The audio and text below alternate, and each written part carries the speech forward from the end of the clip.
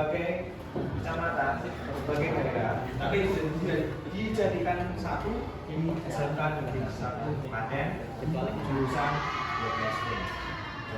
Berbagai kecamatan atau sebagainya. Kemudian bab yang ini kita bahas adalah dunia yang berwarna. Jadi kalian sebagai penerus bangsa atau yang besok menjadi ibaratnya yang terus berkembangnya negara ini harus memiliki wawasan yang luas, ya. Jangan cuma tingkat kabupaten, jangan tingkat kota. Kalian harus punya wawasan luas. Bisa ya, harus berkarir atau bisa sampai tua. Belum di situ kalian harus tahu dulu. Nah, sampai pembelajaran memahami bahwa kita adalah warga dunia dan beragam dan punya kewajiban untuk merayakan kebinekaan dan menjawab berbagai tantangan. Apa jadinya jika semua manusia di dunia ini sama dan seragam? Dari warna kulit, bahasa, adat istiadat, dan budaya, semuanya gimana nih? Kalau kita semua di dunia ini sama, kira-kira aku pengen tahu berapa? Terus jadi apa? Tidak berbeda. Apakah monoton? Ya. Jadi perbedaan ini adalah bukan sebagai penghalang untuk kita semua, tapi sebagai hal yang baru atau hal yang positif. Walaupun berbeda-beda, kita harus tetap sama. Kayak misalnya ada di lingkungan kita aja melalui bahasa, sama-sama bahasa Jawa nih. Ini rata-rata dari Jawa semua ya? Nggak ada yang dari luar Jawa kan? Jawanya ada yang dari Jawa Timur? Nggak ada. Ada yang dari Jawa Tengah bagian apa? Nggak ada. Melalui bahasa itu aja sama-sama bahasa Jawa, tapi juga ada perbedaan antara Jawa Timur dan Jawa bagian agak apa? Sejak dahulu kala manusia berimigrasi dari tempat asalnya menuju tempat baru untuk mencari kehidupan yang lebih baik. Seperti kalian nih, kalian kan dari misal ada yang dari Kecamatan Rolando. Di sana pun juga ada SMA. Kalian tetap cari sekolah yang ada di sini, di luar kecamatan kalian, atau bisa dikatakan ya berpindah tempat walaupun salah. Selama berabad-abad manusia dari berbagai ras dan bangsa itu berdampingan dengan damai. Namun masih ada pemimpin negara dan kelompok anti pendatang. Mereka menginginkan negaranya dihuni oleh ras atau suku bangsa asli saja. Oke, sekarang waktunya kita bermain game. Oke, antara minoritas dan mayoritas. Jadi ini akan saya mejanya dibikin hadap-hadapan, sini hadap sini, ini hadap sini, yang belakang ini. Ya, coba sini dulu. Yang depan sini, gabung di sini. Yang depan ini di sini dua. Depan. Ini berapa? Yang dua di sini. Itu ada semua ya. Lagu-lagu nasional kayak Pancasila, Bandung, terus bagaimana? Oke, tahu ya? Paham ya? Oke. Sekarang kita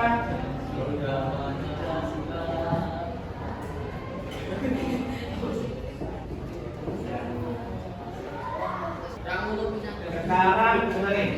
Saya akan menyampaikan slide di depan. Kemudian kalian baca. Kalau kalian setuju, pilihannya pilih yang A, angkat tangan satu.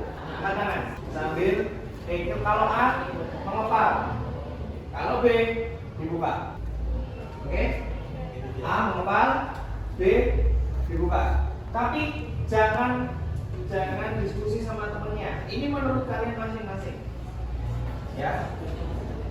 Jangan bilang dulu, jangan bilang aku A, B, jangan. Menurut kalian masing-masing. Oke? Yang pertama ya. Ya. Oke. Perhatikan. Dalam hati ya, nanti aku bilang 1, 2, 3, tunjukkan pilihan kalian. Oke. Tim tidur yang mana? A. Lampu nyala. B. Lampu mati.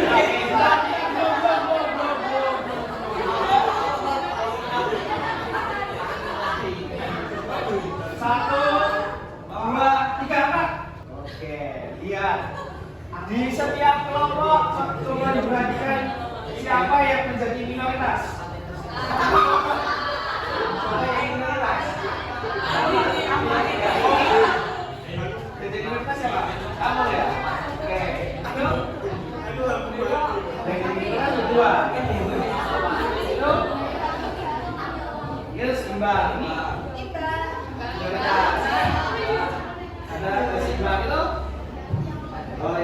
Oke, turun. Jadi ini adalah pertanyaan kedua. Buat kita tes dulu ya, tes dulu ya. Ya, konsentrasi. Oke. Pukul jatuh A, pukul gak jatuh B. Oke. Itu kan pilihannya menurut kalian gitu. 1, 2, 3.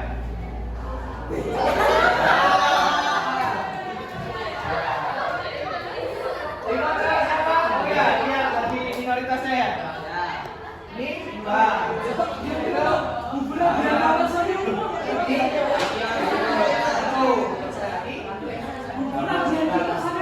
Siapa?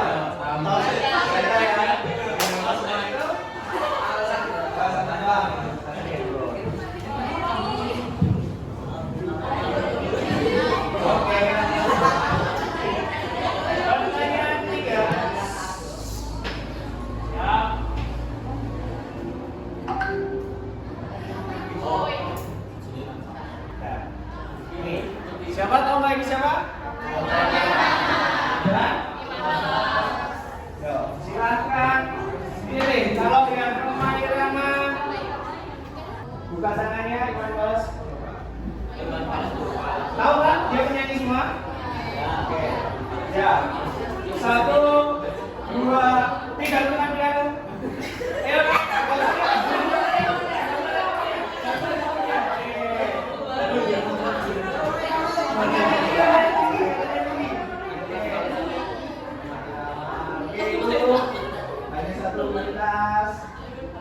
Oke, semangat dulu. Jadi hal-hal itu tadi perbedaan tadi jadi masalah nggak buat kalian? Enggak kan? Ada yang mayoritas ini, ada yang dia suka yang ini. Jadi kesimpulannya dalam ini tadi perbedaan suatu pilihan atau sudut pandang itu bisa menjadi hal yang masalah dalam sosialisasi. Ya kan? Jadi di sini kan tidak siapa ya komposisi agamanya, ada yang Muslim angkat tangan, ada yang Kristen, ada yang Katolik, ada yang Hindu, tidak ada. Oke. Jadi sini cukup beragam ya kepercayaannya ya dalam menjaga dalam bersosialnya. Jadi semua itu sama, nggak ada perbedaan. Ya, karena kita menunjuk tinggi, Bhinneka Tunggal Ika. Oke, selanjutnya.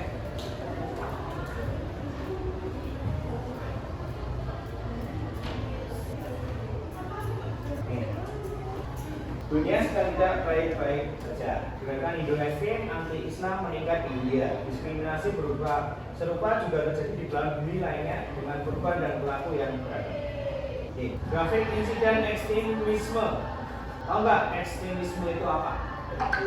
Kegiatan yang ekstrim atau yang terlalu fanatik dan melarang sesuatu hal yang berbeda dengan suatu kelompok.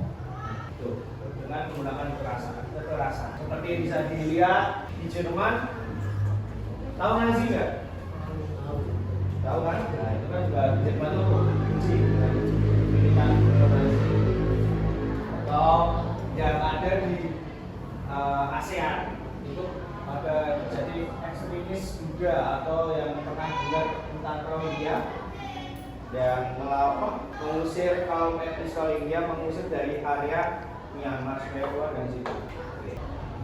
Selanjutnya, perempuan di seluruh dunia rentan jadi korban kekerasan. Laporan baru dari Organisasi Kesehatan Dunia (WHO) menyatakan 1 dari 3 perempuan di seluruh dunia menjadi korban kekerasan seksual atau fisik selama hidup mereka. Pemerintah di seluruh dunia diminta untuk mencegah kekerasan dan meningkatkan layanan bagi korban terlebih dengan adanya pandemi virus corona. Bisa dibaca laporan WHO, 852 juta perempuan pernah mengalami kekerasan fisik atau seksual. 31% perempuan berusia 15 sampai 49 tahun korban kekerasan. Pandemi virus corona meningkatkan kekerasan terhadap perempuan. Selanjutnya adalah suami atau pasangan adalah pelaku kekerasan terhadap perempuan dengan paling umum. Semuanya 1 dari 4 perempuan menjadi sasaran kekerasan yang dilakukan oleh pasangannya. Kekerasan yang dialami perempuan sejak pada usia sangat muda, yaitu 15 tahun. Negara-negara dengan prevalensi perempuan tinggi yang menghadapi kekerasan termasuk adalah Kiribati, Fiji, Papua New Guinea, Bangladesh, Republik Demokratik Kongo, dan Afghanistan. Jadi untungnya Indonesia nggak termasuk ya. Jadi para perempuan di Indonesia atau warga Indonesia aman ini. Ada yang pernah disakiti, Cidro? Nggak ada ya. Jumlah kekerasan terhadap perempuan terendah di Eropa yaitu 23%. Angka kekerasan terhadap perempuan kemungkinan jauh lebih tinggi karena pelaporan pelecehan seksual dan seksual sangat berat. WHO menggarisbawahi tindakan pemerintah kurang dalam mencegah kekerasan terhadap perempuan. Nah, ini penting diterapkan di SMA karena apa? Di sini mayoritas siswanya adalah dari wanita. Jadi yang cowok-cowok tolong dijaga ini teman-temannya, jangan dikasarin, jangan digangguin, dan sesama cewek tidak menutup kemungkinan akan tidak melakukan kekerasan. Ya kan? Jangan ada yang saling bully, itu awal dari sumber kekerasan.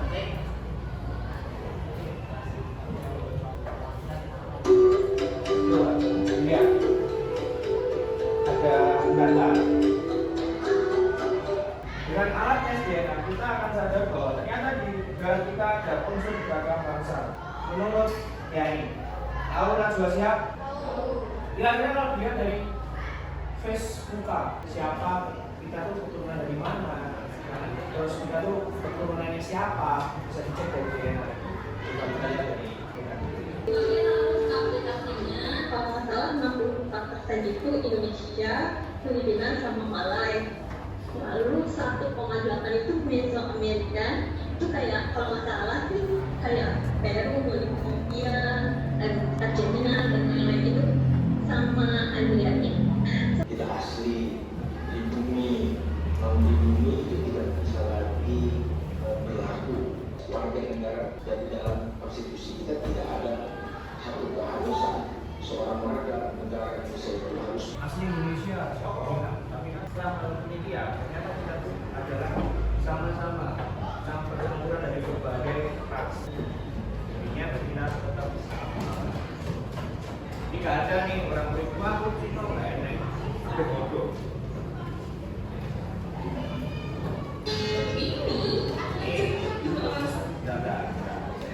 Ada selanjutnya, ada video lagi dan terbatas.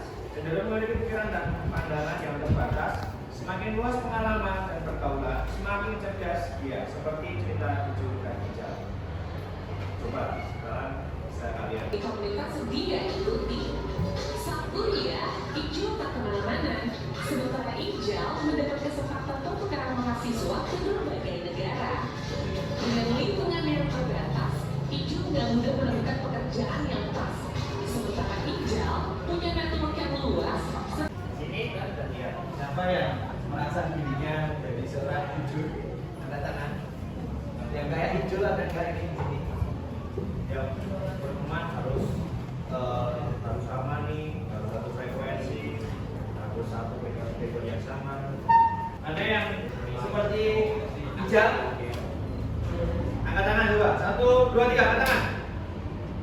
Oke, 1. Ada yang seperti Hijau, angkat tangan.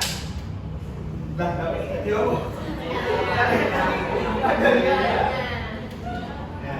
Untuk saat ini, kira-kira kalian itu seperti apa? Seperti karakter si Hijau atau si Hijau? Hijau. Kalau sekarang kayak Hijau. Udah mulai bisa ya, berarti kalian berteman dengan yang enggak harus sama, ya sudah bisa. Dan seperti yang saya katakan tadi, kalian harus berwawasan luas, ya. Jangan punya pikiran tuh kecebur target. Oh sebenarnya aku kerja kemarin dok, kok kerja nih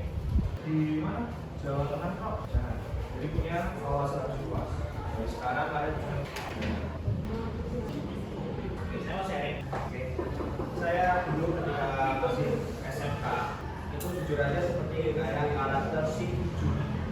Dan maunya bergaul dengan teman yang sefrekuensi, satu pemandangan yang sama, pemikiran yang sama. Contohnya bisa seperti ini. Ketika saya SMK, saya tuh bergaulnya sama teman-teman yang cuma satu jurusan aja. Aku nggak mau bergaul sama anak SIM, DAV, itu nggak mau. Saya rasa, pikiran saya dulu nggak cocok. Ngobrol, sambungannya orang iso sinkron, nggak asik, nggak seru. Tetapi ketika saya masuk di kuliah, saya mulai di perkuliahan, itu mulai membuka pikiran saya bertemu dengan orang banyak. Jadi kita nggak harus, kalau pengen maju, pengen sukses, harus berani melakukan hal yang akan kita lakukan. Salah satunya kalau saya bergaul dengan teman yang sekelas-kelasnya atau sebanyak-banyaknya. Cuman sharing saja. Nah, ini pengalaman saya ketika saya menjadi bagian dari tim Nas. Tahu yang pakai baju merah belakang siapa? Yang ini? Ada yang tahu nggak siapa? Nggak kelihatan ya? Oke. Nggak tahu? Siapa? Nggak tahu nggak? Siapa? Bukan. Ini adalah Menteri Menpora kita yang sekarang. Namanya Pak Dito atau Mas Dito. Nah, dan ini adalah anggota dari Timnas Indonesia Cabur Renang yang akan bertanding di Kamboja kemarin. Dari sini kalian bisa melihat wajah-wajahnya. Ada yang dari timur, ada dari Papua, ada yang dari Chinese. Nah, inilah wajah-wajah Indonesia. Ini yang membuat saya belajar bahwa kita itu sebenarnya beragam dari berbagai daerah, tapi tetap satu Indonesia. Tidak ada yang mengakini, wah kamu orang Papua nggak bisa sama orang Jawa, kamu Cina nggak bisa gabung sama kita. Enggak, kita itu sama, jadi satu. Ini pengalaman saya ketika di Indonesia atau di dalam negeri. Nah, kalau tadi dari tim timnya, kalau ini ada tim pelatih. Ini kami juga dari berbagai wilayah Indonesia. Ada yang dari Jakarta, ada yang dari Sulawesi, ada yang dari Papua, saya sendiri dari sini, dari Klaten. Tapi kami bisa berkolaborasi bersama, bisa membawa nama negara kita Indonesia jual di Kamboja kemarin. Nah, dan ketika saya di luar negeri, ketika yang sebelah kiri ketika saya di Kamboja, saya berusaha untuk berkomunikasi, walaupun bahasa Inggris saya cuma setengah-setengah, tapi saya mencoba untuk melakukan sosialisasi. Itu tadi, kita harus berani mencoba, walaupun salah-salah, tapi karena kesalahan-kesalahan itu kita juga jadi bisa mengerti dan paham. Ini adalah ketika saya di Kamboja, saya ngobrol dengan panitia-panitia yang ada di sana. Salah satunya anak-anak ini jadi panitia di sana. Dan ini adalah ketika saya di Singapura, saya mencoba memberanikan diri ngobrol dengan orang asing pertama, yaitu dengan ini pelatih timnas dari Thailand. Sama-sama nggak bisa bahasa Inggris itu, bahasa Inggris fasih, sana juga bahasa Inggrisnya fasih, tapi karena keberanian aja, saya bisa ngomong sama dia juga open. Jadi buat kalian jangan pernah memikir menutup diri lah, bukalah pikiran kalian, bukalah wawasan kalian seluas-luasnya. Nah, ini ketika saya membawa tim renang di Singapura, dan sebelah kiri adalah tim Jepang, dan sebelah kanan Jepang, sebelah kiri adalah tim Cina. Dua ini adalah negara-negara besar. Tapi itu tadi, saya pikir saya harus berani menunjukkan, harus bangga dan tidak boleh minder. Walaupun kita dari Indonesia, kalau sama Jepang kan secara teknologi, segi kemajuan, dengan Cina pun kita masih agak tertinggal daripada mereka, ya kan? Tapi kalau kita sama-sama berdiri di sana, ayolah jadi kita saling menjalin komunikasi, itu akan membuat wawasan kita semakin luas. Itu adalah sharing dari saya, pengalaman saya. Kira-kira teman-teman ada nggak yang pernah mengalami seperti itu? Atau mungkin kamu ya, yang dari mewakili kecamatan ya? Ya, coba. Ketika kamu pertandingan nih, kamu ngobrol nggak dengan lawan-lawan? Enggak. Kenapa? Gengsi. Wah, sungguh-sungguh tuh. Ngapain aja ngobrol gitu kan? Iya. Kenapa? Malu. Ya. Nah, gitu. Dulu pertama saya ketika dibawa ke luar negeri atau itu pertama saya tuh di Singapura, awalnya saya takut. Aku disuruh berangkat ke sana. Iya ya, bahasa Indonesia ya, bisa enggak ya? Bisa ya. Awalnya saya takut, minder. Tapi ya, bismillah aja, dengan saya percaya diri aja lah, udah pede aja, sama-sama juga makannya. Sama-sama manusia juga. Kalau ngomong sama-sama makan nasi, ternyata orang sana nggak makan nasi. Sana namanya roti. Sama-sama manusia, apalagi ya tapi kenyataannya sama. Ternyata pikiran saya orang bule-bule itu pada pintar-pintar bahasa Inggris, orang Jepang bahasa Inggris. Ternyata bodoh aja. Mana ya rasa bahasa Inggris? Enggak bodoh. Banyak negara tertentu yang menggunakan Inggris selalu kayak negara sendiri. Negara Eropa pun, Amerika pun seperti Amerika Latin, mereka juga bahasa Inggrisnya sama kayak kita. Pasif. Kayak negara Argentina, negara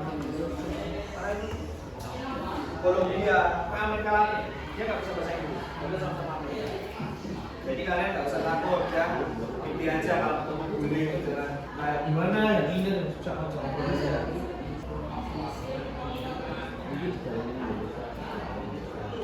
Oke, selesai. Nah intinya kalian harus percaya diri dan mulai pembukaan ini jangan ada dalam bersosialisasi itu ada minoritas, mayoritas, tidak ada, semua sama.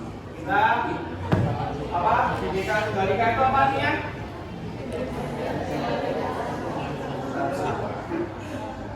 Itulah intinya dari topik pembelajaran materi yang saya sampaikan. Yang pertama adalah kalian harus bisa bersosialisasi secara luas, percaya diri, dan memandang sama setiap manusia. Saling menjaga, saling menghormati, dan saling apa? Saling apa lagi? Saling udah. Mungkin itu yang bisa saya sampaikan. Ada yang mau ditanyakan? Tanya apa? Gak apa-apa. Kita pelajarannya masih sampai jam 11 ya? Setengah 11. Yang mau tanya enggak?